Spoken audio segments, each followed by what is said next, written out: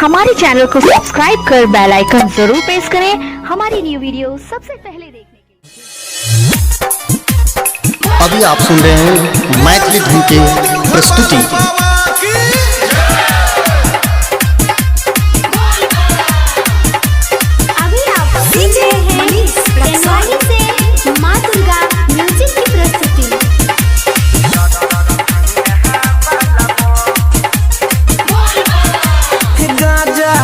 भैरव के चिलम में भोला मारै छदम गाजा, भैरव के चिलम में भोला मारै छदम, सबसे आगे छह बाबा चिलम मधुबनी वाला बम, सबसे आगे छह बाबा जिला दरभंगा वाला बम। देखो गाजा के भर के चिलम में मारै छदम, देखो गाजा के भर के चिलम में हमारे छदम, सबसे आगे छह बाबा छौला सुपौला वाला बम, सबसे आगे छह बाबा छोरा सिरहा वाला बम। प्रेम से बोलो देवघर वाले बाबा की जय। अभी आप सुन रहे हैं मैथिली धुन की प्रस्तुति।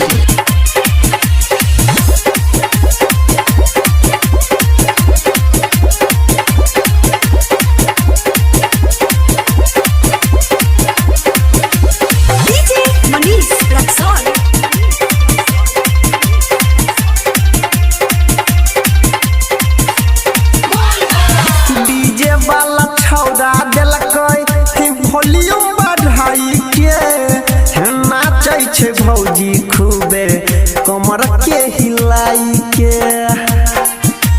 हो बोले बाबा डीजे वाला छौड़ा देलकै वॉल्यूम बढ़ाई के, नाचै छै भौजी खूबे कमर के हिलाई के। चलै रोहिया में एको बेर नहीं रुकै छै कदम, चलै रहिया में एको बेर नहीं रुकै छै कदम, सबसे आगे छै हो बाबा जिला मोहतहरी के बम, सबसे आगे छै हो बाबा जिला सपतरी के बम।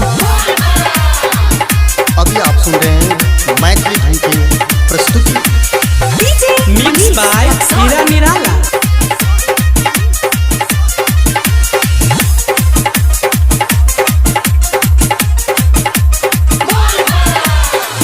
दुनू हाथ जोड़ के बाबा करै छी नमन हो, हमा दुर्गा म्यूजिक सँ गाबै छी भजन हो।